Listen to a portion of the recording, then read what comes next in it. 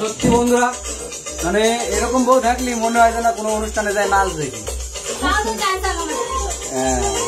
আরো অনেকেই বলে যে ও ড্যান্স করে, বন্ধ কর বন্ধ কর ড্যান্সটা বন্ধ কর।